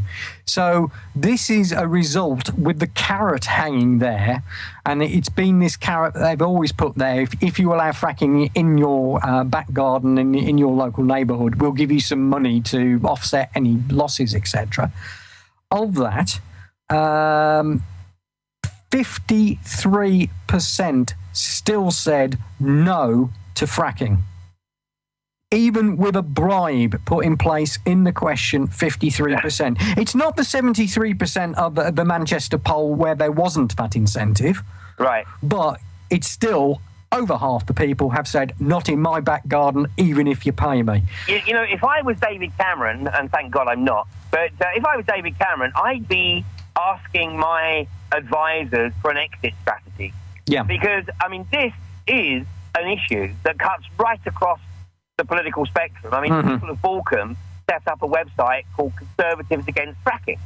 Yeah. Obviously, Helen Rimmer is Friends of the Earth, and you have the Green Party, and unfortunately, it's the same issue. We were invited, the Barton Moss section community, were invited to lunch over at the Green Party conference, which was very generous of them, although I must confess that it's the first time ever I've made a 55-mile round trip for a baked potato with cheese. And so I won't be rushing to do it again. But, likewise, once again, the Green Party cannot talk about fracking without tagging on climate change. Yeah. And unfortunately, we got to expect this from, if you like, those who have an existential attachment to, the Al Gore climate change scenario. Yeah. But fortunately, even the people who do have that attachment, they are starting to recognise that there's a hell of a lot of people in this country who don't buy into that construct, but are absolutely focused on their opposition to fracking. And my observation is this. The establishment absolutely want to promote issues that divide us. Yeah. And they want to make sure that they can disrupt any attempt at sort of unity. But this is an issue that literally unifies people because, everyone can see that this is not a good idea. Yeah. For water, for soil, for air, for property prices, it doesn't matter where you stand on the spectrum, this is not a good idea. And when you actually look at the impact of this, and I would encourage your viewers and listeners to look at the episode 18 of Fracking Nightmare, which I put out last Monday. Mondays, 9 p.m. on ukcolumn.org/live for people. Okay, but the episode 18 you can just find by putting into your search engine Fracking Nightmare episode 18. Yep. And in the first part of the show, I actually read out a letter, or part of a letter, from one of the local residents here who lives on the Moss, has a business on the Moss, and initially was very, very antagonistic towards the camp. But after a comment made by their 5-year-old son, and basically what the boy said when they were driving past the rig, which is lit up like sort of Blackpool illuminations at night, and the boy had obviously created a sort of picture in his mind of what was going on behind this 8-foot-high green fence topped by razor wire. Yeah. And what he said was, Mummy, will the Castle of Oz, or will the drilling behind the Castle of Oz, will it crack the earth? And if it cracks the earth, will we all die? Well, initially they dismissed it. Yeah. But for 2 nights, he was up worrying and asking if they were going to be all right, and if the drilling was going to crack the earth, and if they crack the earth, will we all die? Well, one of the reasons that I related to this particular letter was because I was that boy's age during the Cuban Missile Crisis. Right. And I can remember very clearly the adults around me being very concerned, talking about another war and how this war would be a lot worse than the last one. And, of course, it was only some 16 or so years after the end of the Second World War. And so... Hang on a second, Alex. So basically, I related very well to the letter. Yeah. And anyway, it was the conversation that they had with this little boy that made them then go and do their own research. And they had sort of literally, descended into cognitive dissonance. In other words, they didn't want to look at it. Yeah. Because they had believed all the IGAS bullshit that had been put out, in the various local community meetings. But that was bull sheep, wasn't it? That was bull sheep you said there, yes. Bull sheep, yes. That's it, yes. And basically, once they started to look at it for themselves, of course, they very quickly realised that what IGAS had been telling them was just a bunch of sanitised spin. Yeah. And so consequently, now they are totally supportive of the camp. And in fact, part of that letter was read out in court by our barrister. Excellent. Well, on episode 18, the last week's edition of Fracking Nightmare, I read out part of that letter. And then I spoke to Brian Monk, who is a farmer in southern Queensland. It's the second time that he's appeared on the show. He appeared also on episode 2. And you listen to Brian. This is a man that has been living above the gas fields of southern Queensland for the past 6 years or so. And basically, his life has been destroyed. The health of his 4-year-old grandson has been seriously compromised. Yeah. And, Brian actually sort of broke down during the course of the interview, just as he was saying that his son was actually in the process of converting a bus so that they could move the grandchildren away from the area because they can't afford to move. Right. Because all of their money is sunk into this small farm in southern Queensland, so they can't afford to move, and yet they're stuck on a 5,000 acre plot that is basically so toxic they can't grow crops, they can't keep livestock, the livestock can't drink the water because the water's been contaminated. Yep. And the atmosphere is effectively toxic, which is causing nosebleeds, nausea, and as is always the case, it is the vulnerable that suffer first, like pregnant women, young children, and the elderly. And this is what is being. This is what's being hidden, and the thing is with this one show, the other things that they were coming out with was the usual lines that they were saying, which was, "Oh, look at America! Oh, they've made so much money out of it, and all the local communities have been regenerated because it's created so many jobs, and not only have you got the jobs, but everyone's richer, and energy prices have come down." And the thing is, as people will find out from watching the back catalogue of Fracking Nightmare, that you got all this is complete nonsense.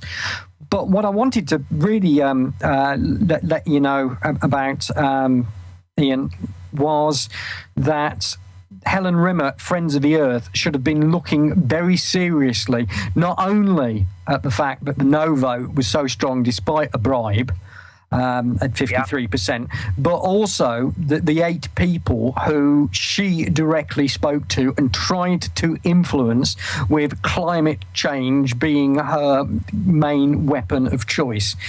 As I said before it, of these 8 people, 6 said they were undecided. 2 were in favour. Afterwards, with these 8 people, where the reliance on Helen Rimmer to be the voice of sanity against the chief executive of Quadrilla, Francis Egan, 1 was definitely against, so that was an against that we hadn't had before.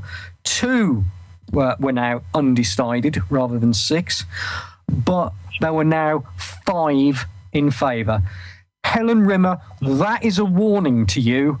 If you keep banging on about climate change front page centre when we're talking about fracking, you are going to bring in fracking right across this country. I'm afraid that is the case. I mean, I have fought very hard, as have others, to try to keep people focused on the fracking issue. Because the other thing is, those people who have this attachment to the Al Gore version of, the IPCC version of climate change, they are also the ones who are in total denial about geoengineering. Indeed. So it's like you can't have it both ways. Yep. The geoengineering aspect, I am very happy to push that to one side, keep that out of the discussion in the interest of absolute unity on the fracking. Focus is the word, isn't it, Ian? And those people who insist on tagging on other issues are undermining that unity, and you're absolutely right, Alex. They are playing straight into the hands of the establishment and the industry. Got 1 minute just to mention Alternative View 5, AV5. Here's a leaflet. Hopefully Tom will put it front page centre.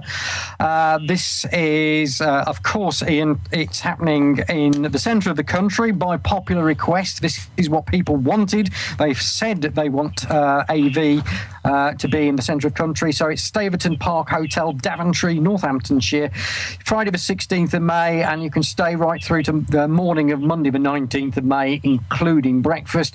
Guests include myself, yourself, Ian, Brian Gerrish, Patrick Henningson, Mike Mitchum, all known to people who have been listening and watching Doomwatch. Tell me in 30 seconds why people should be there. Okay, because this isn't your usual conference where people just come along and network. I mean, of course, they'll have that opportunity anyway. But what we're planning from this conference is to launch and stimulate a new political initiative based on the success of the rapidly growing anti-fracking community, grassroots community right across the country. Right. And, with 1 year to go before the next election, we have every intention of being a thorn in the side of the established parties. There's a massive percentage of the people of this country who feel disenfranchised because they can't relate to the anti-people policy. It doesn't matter. I mean, I don't know about you, Alex, but I don't know very many people at the moment. In fact, I'm struggling to think of any who aren't in some way impacted by the way in which this country is managed. Absolutely. People are struggling. We have to bring about change. It's not enough to talk about it. We've got to get involved. It comes to something when it is very difficult to find anyone who can actually put a string of sentence together regarding why people should vote for the same party that they're thinking of voting for. Ian Mustache, thanks very much for joining us. Fingers crossed it all goes well on Monday. Looking forward to an update here and then. But thank you very much for joining us, Ian R. Crane. Thanks, Alex. Take care, my friend. Cheers. Now, if you're looking for an easy way to listen to Peterborough FM on your smartphone, then why not try the TuneIn app? Just go to your app store and download it right now. It's very simple to use and it's free. All you do is open up the app, search for Peterborough FM, and away you go. It's that easy. And TuneIn's available for iOS, Android, BlackBerry, and Windows 8 smartphones. So what are you waiting for? Come on, tune in.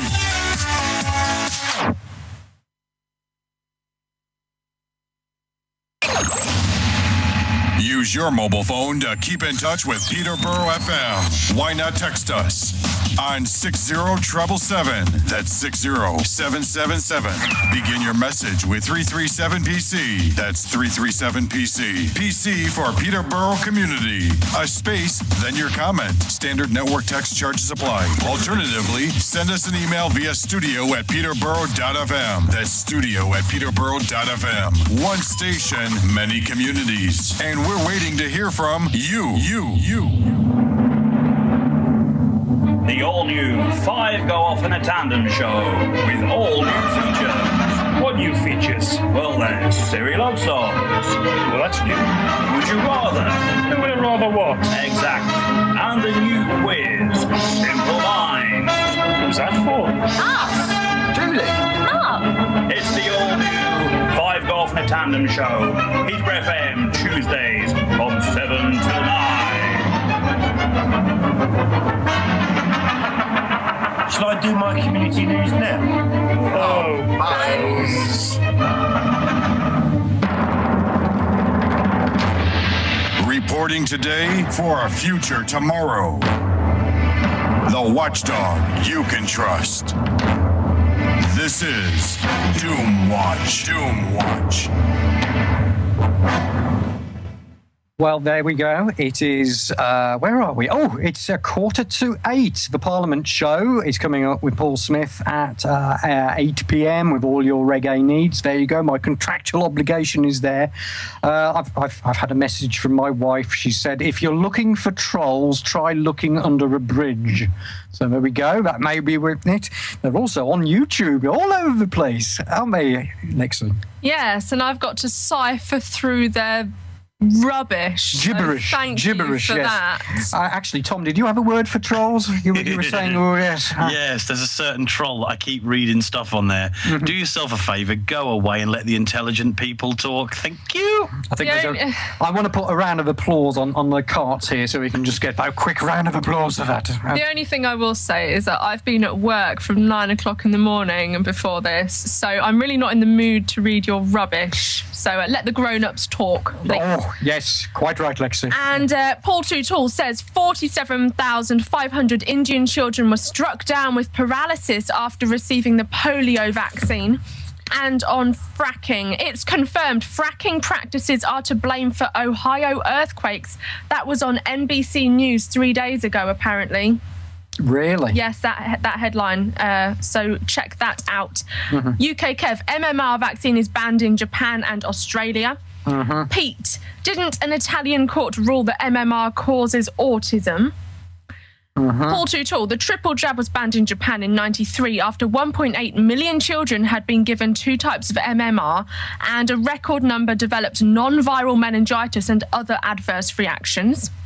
Paul R, with the UK being, this is on fracking, with the UK being the small populated island it is, fracking will make most of it uninhabitable.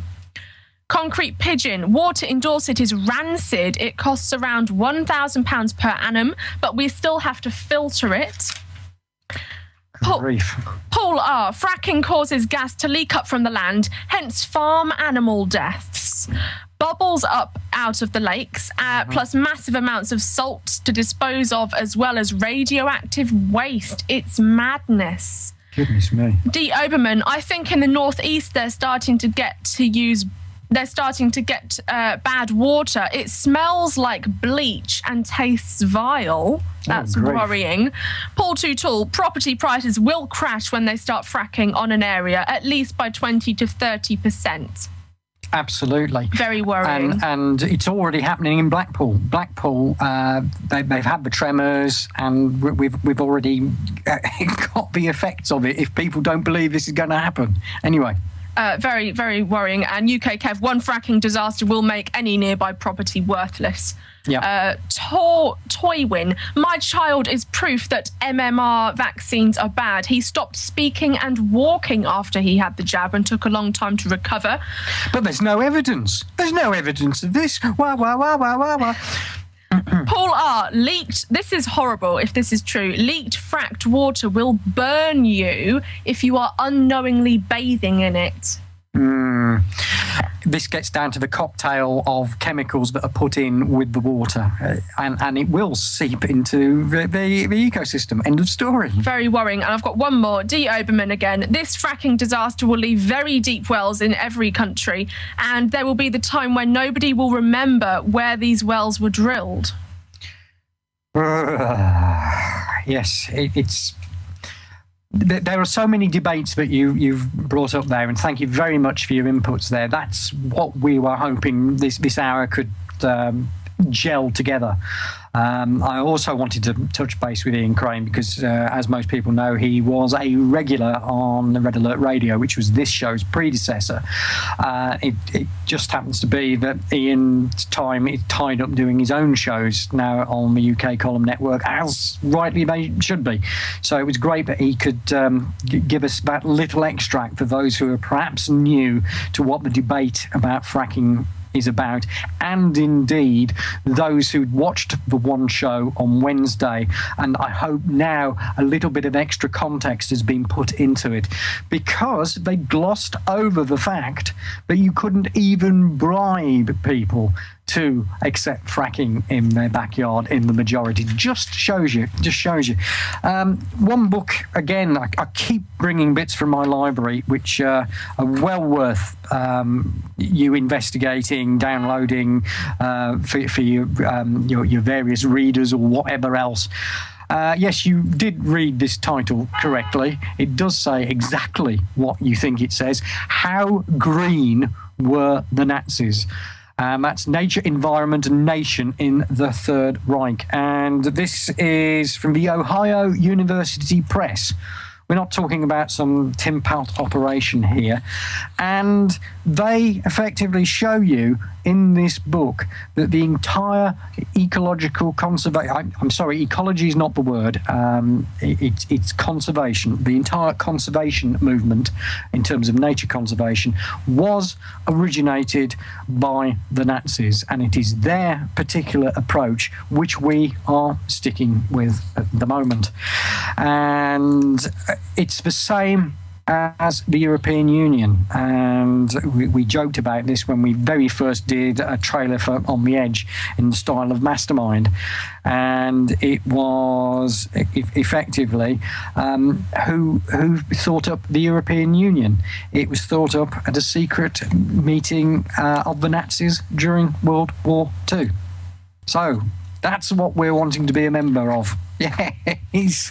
So there we go. The Third Reich failed and went into oblivion, did it? Well, anyway, remind me, we must speak to Patrick Henningsen about the fact that there is now strong evidence that Hitler did escape to Argentina at the end of the war and lived to a ripe old age. You think we're kidding? Oh, we have people who've got the evidence and the pictures.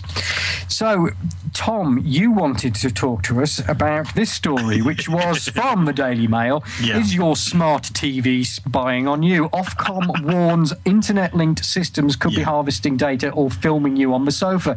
As you catch up on your favourite shows, your internet-enabled smart TV could be harvesting your personal data, even filming you through a camera. The Ofcom chairman warned on Wednesday. Dame Colette Bow, who is stepping down from her post at the media regulator later this month, warned of the risks posed by new televisions that contain cameras and microphones, suggesting companies could use them to spy on customers.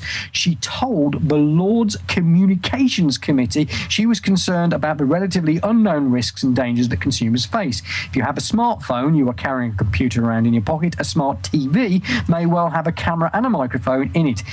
It's there in your living room. What's the smart TV doing? Do people realise that? She warned the problem of protecting consumers' data was the biggest challenge the sector currently faces, but stopped short of calling for new laws to protect privacy. Last November, smart TV manufacturer LG was accused of collecting data about its customers' viewing habits even after they enabled privacy settings on their sets. Tom, Mr. Techno. Yeah, the problem is we live in a sort of day and age now where everything has to be connected to everything via internet, via Wi-Fi, 3G, 4G, and everything else. So obviously something like this is bound to come up.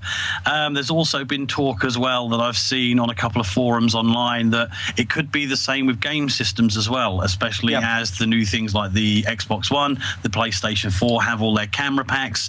The Xbox 360 has its Kinect, which does exactly the same thing. And so, in all fairness, the only way to do it is not connect them to the internet.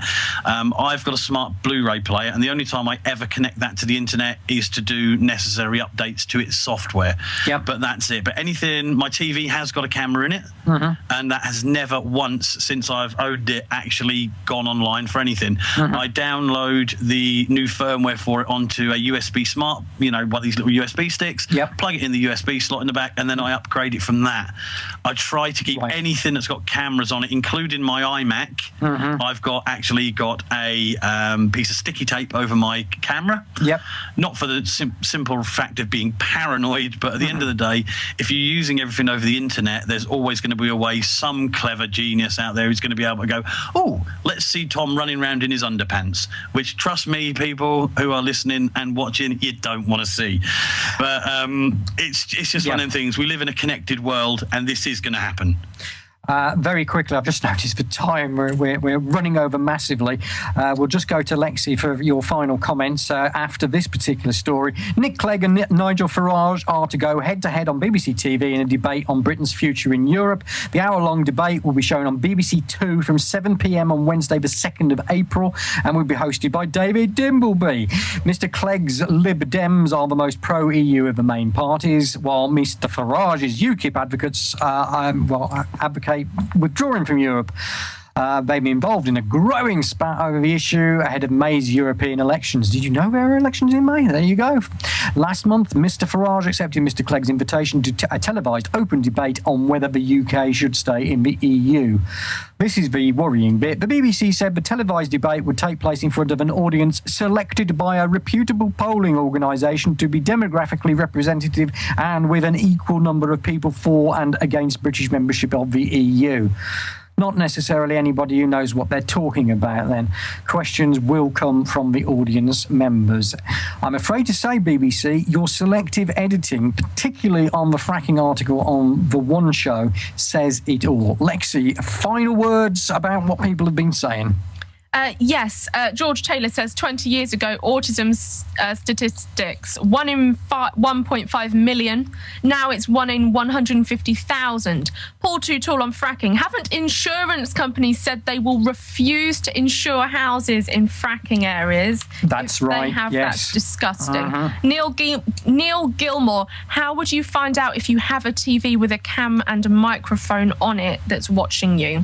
Look in the manual. Look in the manual. And Paul R., with smart TVs, read the small print. You agreed to be monitored when you bought and used them. Oh. And also, I do cover my iMac cam as well. Yeah. So there we go. It's good advice.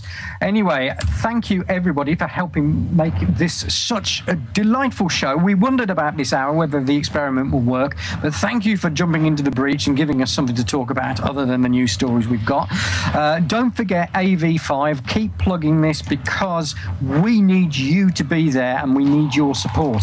The website is alternativeview.co.uk. That's alternativeview.co.uk. No Doomwatch this time next week. We'll have some scheduled repeats for you. We will be back with Patrick Henningsen on the 21st of March. And on the 28th of March, something special for you. Andy Thomas is coming in, the author of The Truth Agenda, and Lexi's going to be setting the questions. Thanks a lot for joining us. Cheers now.